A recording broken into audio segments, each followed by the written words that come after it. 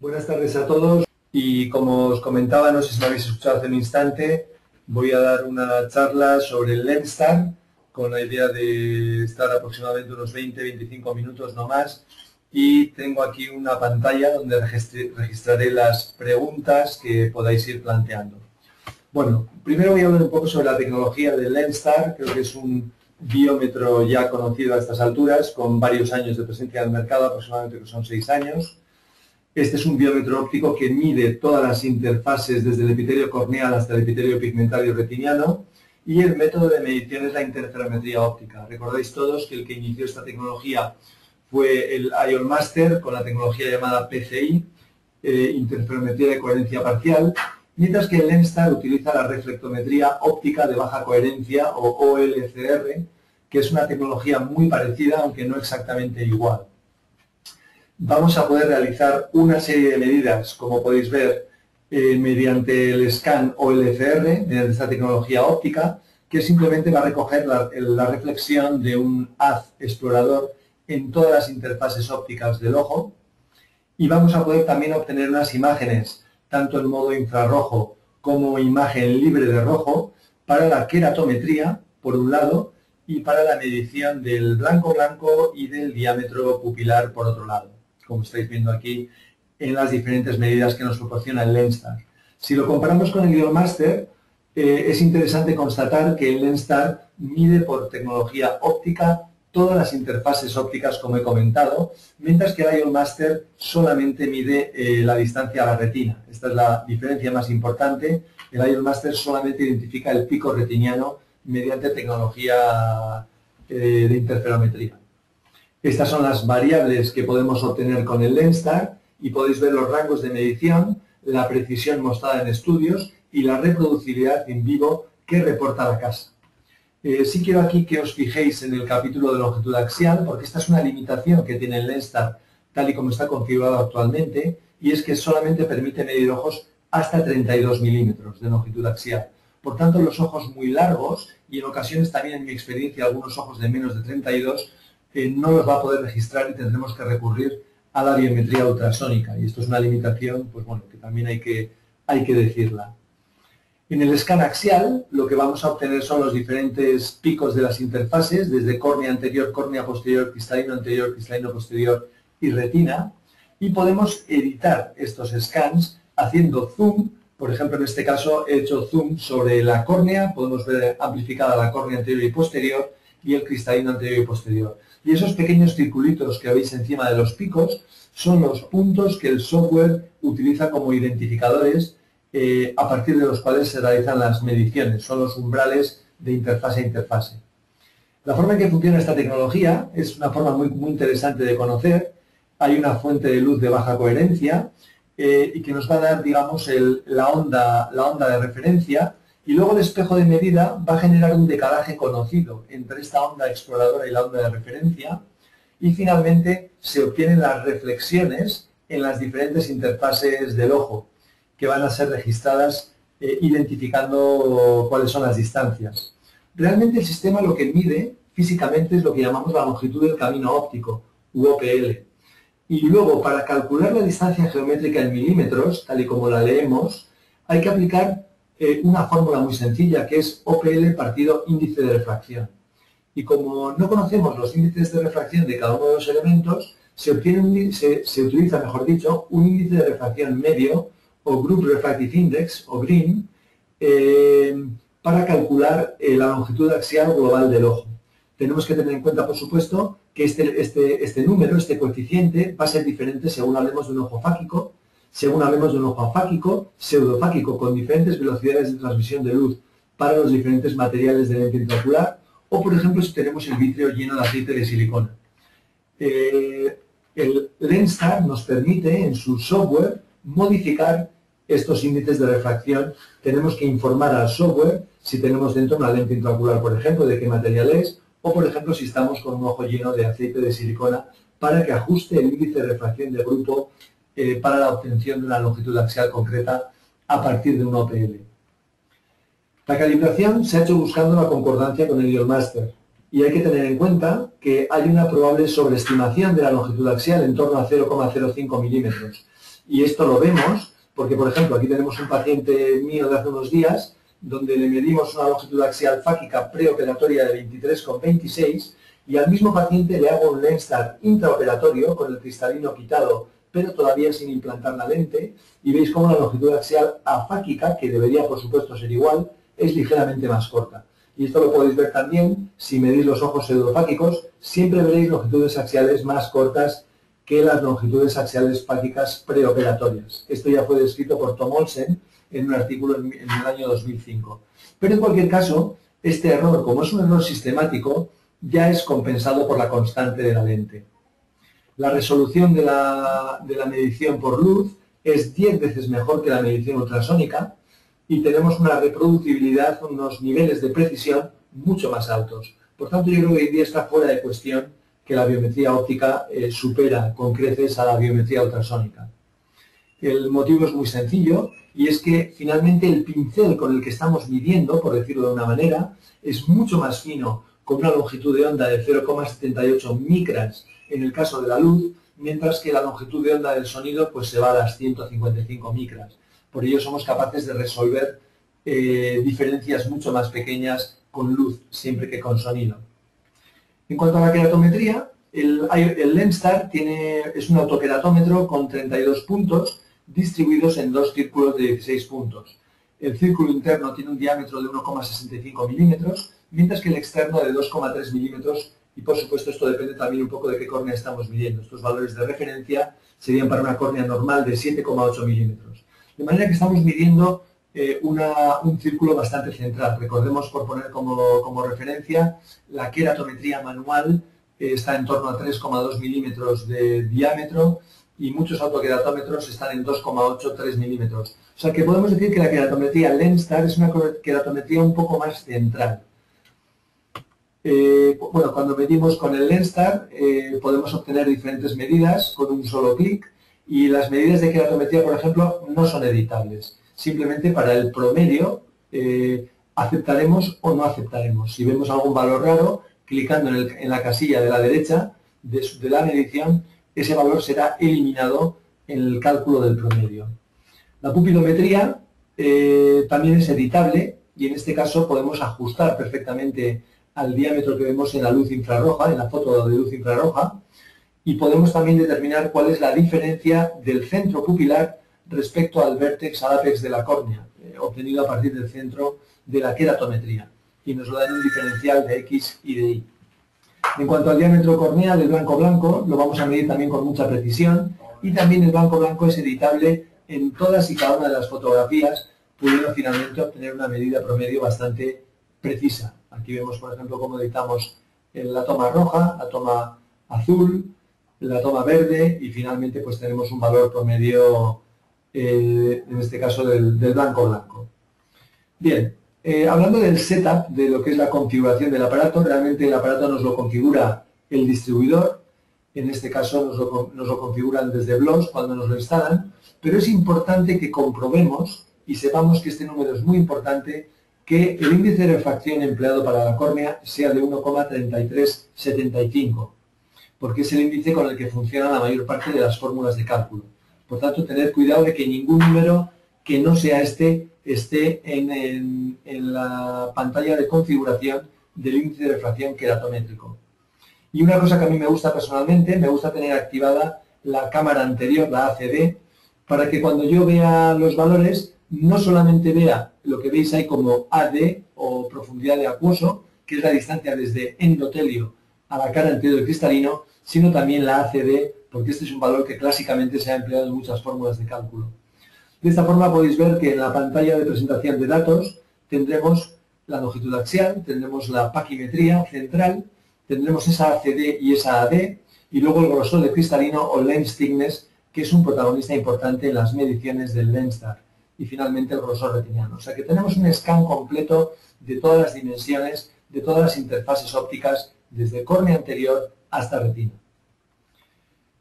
Ajustaremos, por supuesto, el módulo de cálculo con las lentes de nuestra elección y con las fórmulas de nuestra elección.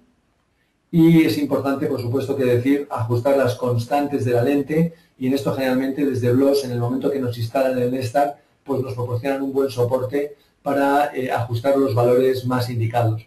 Hoy en día se ha convertido en un estándar la página web de Wolfgang Haigis, que realmente son las constantes para el IOL Master, pero como a continuación vamos a ver, la concordancia con ese instrumento es tan buena que podemos aceptar a priori los valores propuestos para IOL Master como las constantes del lente del Lenstar.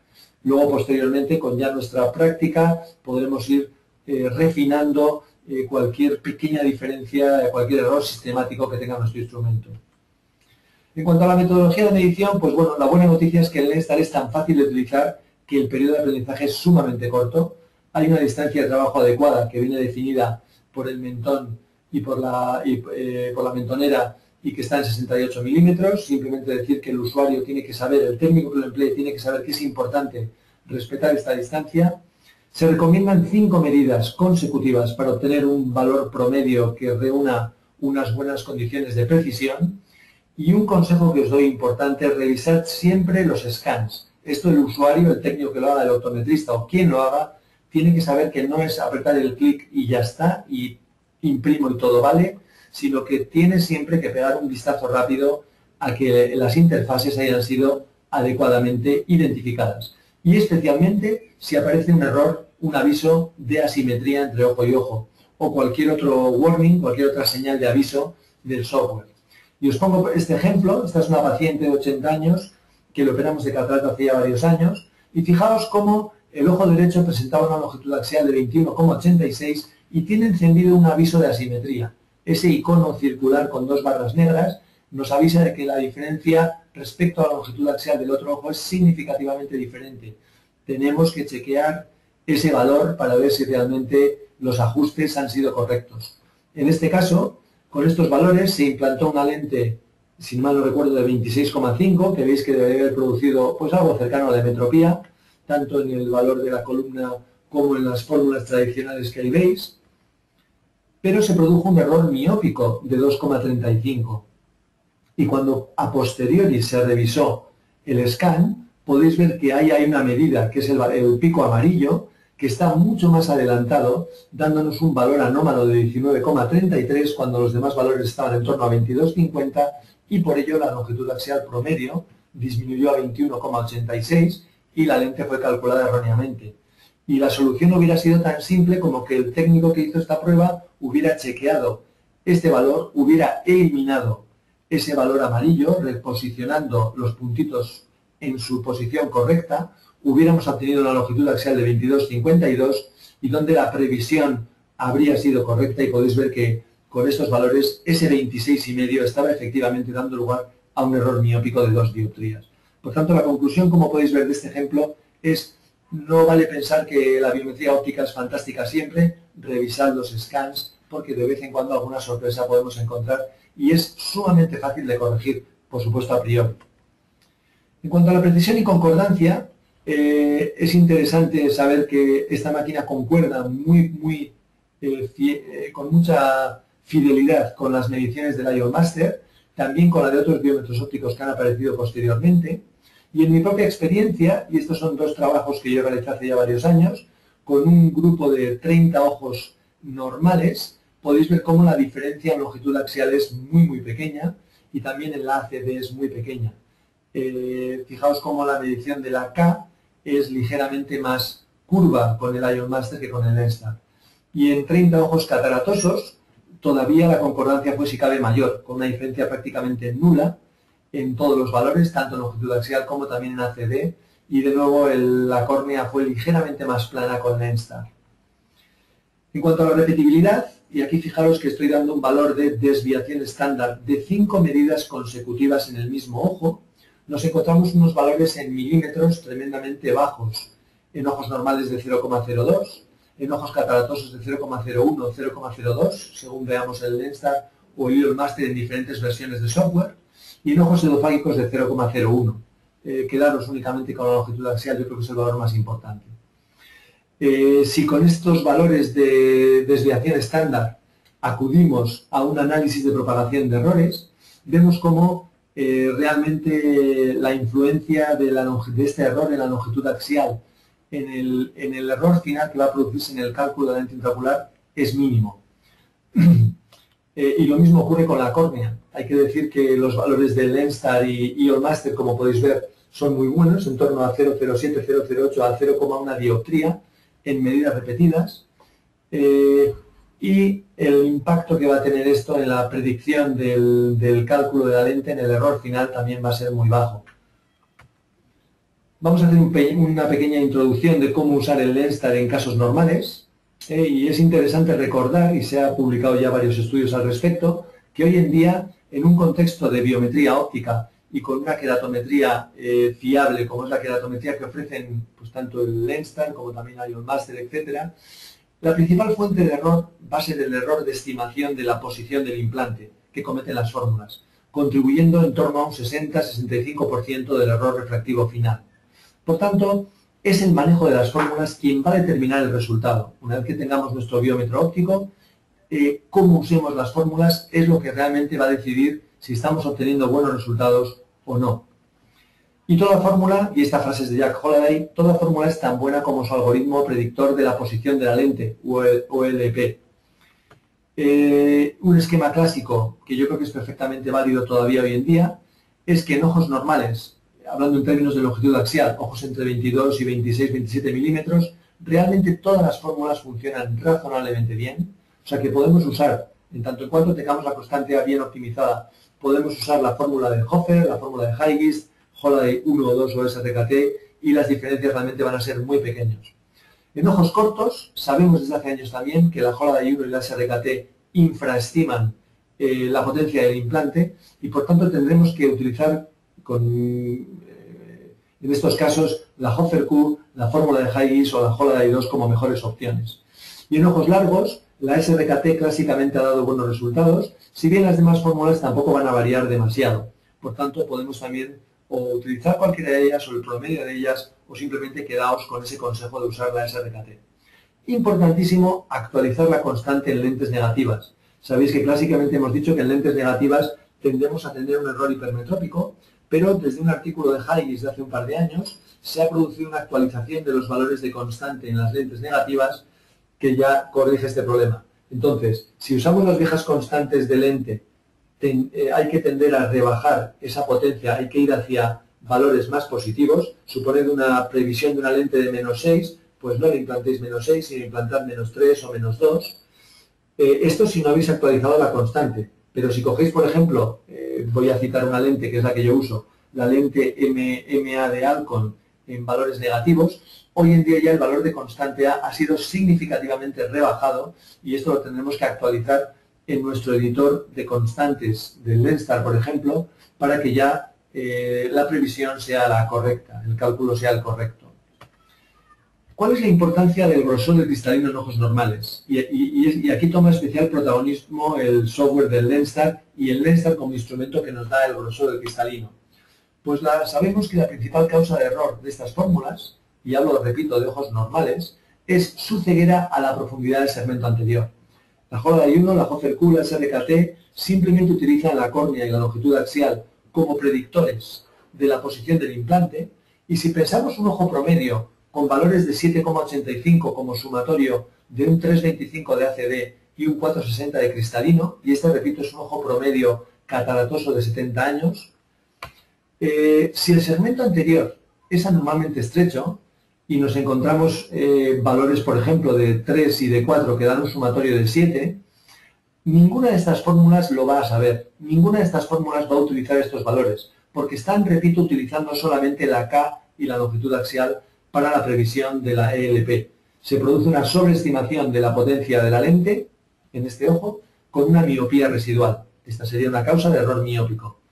Pero lo mismo ocurriría, en el sentido contrario, por supuesto, si el segmento anterior es anormalmente profundo y suponer estos valores, como ejemplo, 3,50, 4,80, lo que nos da un segmento anterior claramente más profundo, es lógico que el implante va a entrar más en el ojo y por tanto se va a producir una infraestimación de la potencia de la lente y la resultante será una hipermetropía.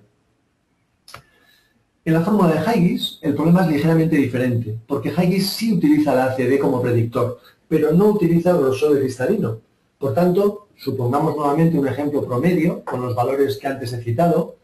Si nos encontramos, supongamos, una ACD muy corta, porque tenemos un cristalino muy grueso con una gran catarata, y fijaos que la ACD se ha acortado, pues Huygens va a interpretar que está ante un segmento anterior estrecho, y va a producirse una infraestimación de la potencia de la lente con una hipermetropía. Mientras que si la ACD es muy profunda, pero el cristalino es muy estrecho, pongamos un individuo con una edad joven, realmente tenemos un segmento anterior estrecho, pero Huygens está leyendo una ACD de 3,7 y va a pensar que tiene que incrementar la potencia de la lente porque el implante va a ir muy profundo. Pues en este caso se produce lo contrario, una sobreestimación de la potencia de la lente y una miopía residual. De manera que habéis visto cómo, por un lado, las fórmulas de tercera generación clásicas y por otro lado la fórmula de Huygens pueden, debido a su no correcta valoración de la profundidad del segmento anterior de cada caso, conducir a un error residual. Y la traducción de un error de 0,25, pongo este valor arbitrariamente, en esa posición de implante, va a tener estos valores en potencia de lente y en plano de gafa. Podéis ver, por tanto, claramente cómo el fenómeno es más importante en ojo corto y es menos importante en ojo largo. O sea que cuanto más corto sea el ojo, un menor error de previsión de ELP se va a cobrar una mayor traducción refractiva. ¿Cómo corregir este problema? Pues podemos acudir a una corrección manual, empírica, pero que funciona. Y el punto más importante os diría yo que es la segunda línea de esta diapositiva. Cuando nos encontremos que el sumatorio de ACD más LT, y os recomiendo que vayáis acostumbrándoos a los que sois usuarios del Lenstar, porque yo lo hago desde que lo tengo, a mentalmente sumar este valor. Yo en cuanto veo la ACD y la LT lo sumo.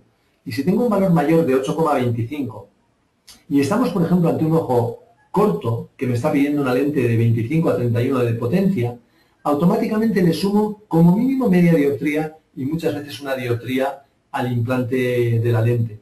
Y voy a compensar de esta manera esa tendencia a la hipermetropía residual por infraestimación de la potencia del implante.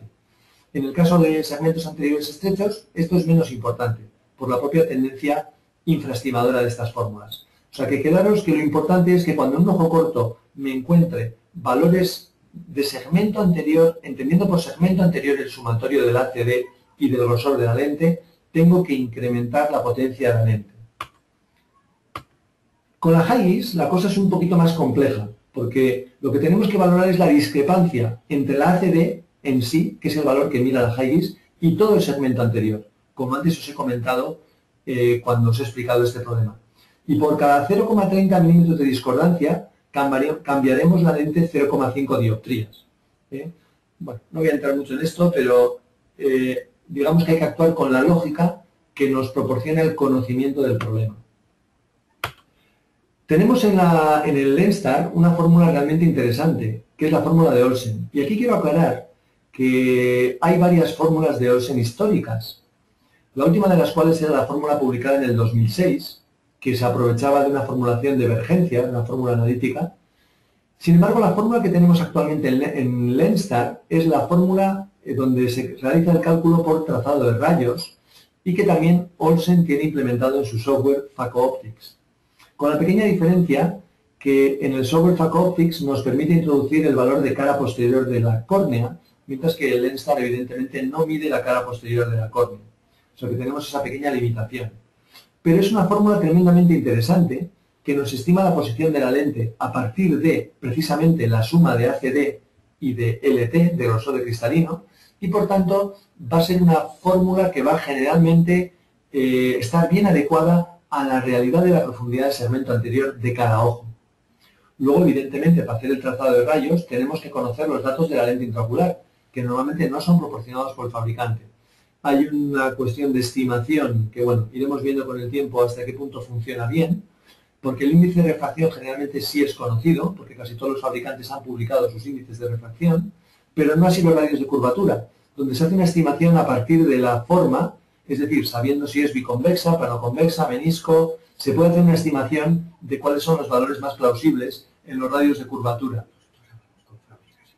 Bien, me dicen por aquí que está aquí Antonio de Blos, que ellos hablan con fábrica y si alguien está interesado en el uso intensivo de esta fórmula, probablemente se podría ajustar con bastante fidelidad los valores de la lente intraocular que uno esté usando.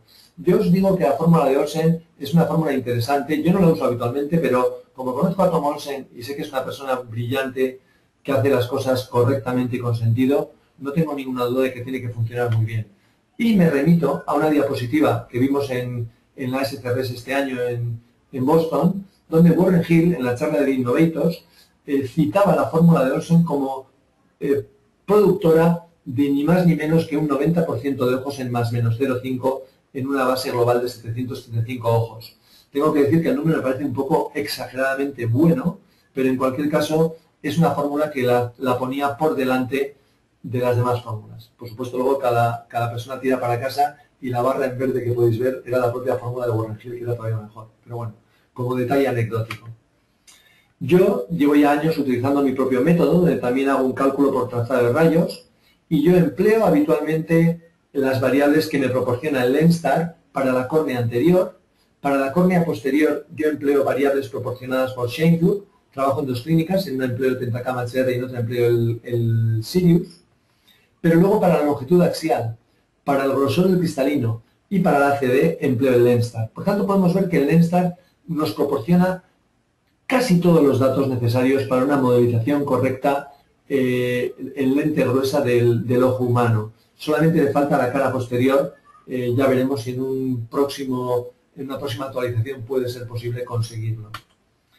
Bueno, yo meto aquí los datos en mi fórmula y obtengo los resultados. Y voy a hablar ya, tenía más diapositivas preparadas, pero no va a haber mucho más tiempo. El cálculo post-LASIK, porque también es hoy en día una realidad que yo diría que todas las semanas estamos calculando ya ojos con cirugía refractiva corneal previa, y donde sabemos que hay dos fuentes de error fundamentales. Uno es el que se ha llamado error de fórmula, y es que toda fórmula que utilice la córnea como predictora de la posición del implante va a infraestimar la potencia de la lente si es un LASIK miópico, o va a sobreestimar la potencia de la lente si es un láser hipermetrópico. Y luego tenemos el error de medición de la K, de la potencia de la lente. Y la cuestión es que cuando cambiamos, como se hace en la cirugía refractiva corneal, la proporción entre la cara anterior y la cara posterior de la córnea, automáticamente el uso del índice queratométrico estándar 1,3375, que durante más de 100 años ha permitido estimar de forma más o menos adecuada la potencia de la cara posterior que no ha sido medida, pues va a ser realizado de forma errónea. Por tanto, hay un error en los aparatos que solo utilizan la cara anterior. ¿Cuáles son las soluciones? Por ser breve con esta cuestión, pues podemos utilizar fórmulas con la doble K con K corregida, o bien hechas por cada uno en casa, o bien en el software del biómetro, o en el programa de Holoday, o en el de Hofer, o de las diferentes soluciones que han venido siendo implementadas en los últimos años. Podemos utilizar fórmulas de trazado de rayos, con doble K o sin K, igualmente, o lo más sencillo que ha habido hasta ahora, y es lo que más se ha usado, software por internet, que además es gratuito, como el software sin duda más usado, que es el de la página web de la SCRS, que me comentó Douglas Koch en Estados Unidos. El año pasado tuvo 100.000 impactos, ni más ni menos, en su calculator para post-cirugía refractiva, o también en la Asociación de Asia-Pacífico, o en el Eagle Power Club también tenemos opciones para hacer este cálculo. Os enseño unos pantallazos, esta sería la página de la SCRS, donde metemos los datos y podemos ver que vamos a tener diferentes fórmulas que nos van a generar el resultado final. Y os llamo la atención sobre la presencia donde en la columna central, utilizando la graduación que se operó, tenemos las fórmulas de Basket, y en la columna de la derecha, donde sin tener necesidad de conocer ningún dato previo, tenemos por ejemplo la fórmula de Shamas. Y luego veréis por qué cito estas dos. Tenemos la página web de la Parks, donde aquí tenemos el software de Graham Barrett. Yo no lo he utilizado, pero tengo buenas referencias de este software, así que se puede valorar un poco su funcionamiento en ojos post cirugía refractiva. Y en el Eagle Power Club, al cual pertenezco, hay una herramienta de Excel que se puede bajar, que es gratuita, y nos hace un cálculo. Esta página yo la llamo la pesadilla del daltónico, y se hace un cálculo promediando diferentes métodos a elección del usuario. Pero a donde quiero llegar a parar, el Lenstar en su última versión de software nos incluye dos fórmulas, realmente son tres, para el cálculo post cirugía refractiva. Y tenemos la fórmula de Shamas, donde como sabemos no hay necesidad de conocer ningún dato previo, no hace falta conocer ni la diferencia de graduación que se produjo con la cirugía refractiva corneal, ni las CAS previas, ni nada. Y tenemos una fórmula que es la versión miópica y una fórmula que es la versión hipermetrópica. Y luego tenemos las fórmulas de Masket, tanto la Masket como la Masket modificada, donde sí necesitamos conocer, o aproximadamente conocer, cuál fue la refracción corregida por el láser en su día, para generarnos un resultado. Yo habitualmente tengo que decir que no utilizo estas fórmulas, pero, repito, las referencias bibliográficas hablan de bastante buenos resultados y las referencias que tengo de gente pues, que me suele comentar, pues mira, yo utilizo las llamas, etcétera. En general son fórmulas que funcionan razonablemente bien y lo que no vamos a tener es el clásico error de +3, +4. Eso yo diría que con estas fórmulas ha desaparecido. Y bueno, yo creo que hasta aquí hemos llegado, estamos en tiempo, de manera que con esto daría por terminada lo que es la charla del LENSTAR. Y bueno, yo creo que ya terminamos. O sea que muchas gracias a todos, muchas gracias a Bloss por haber puesto este instrumento pues bueno, a disposición de todos nosotros. Y yo con esto me despido y doy las gracias a todos. Muchas gracias.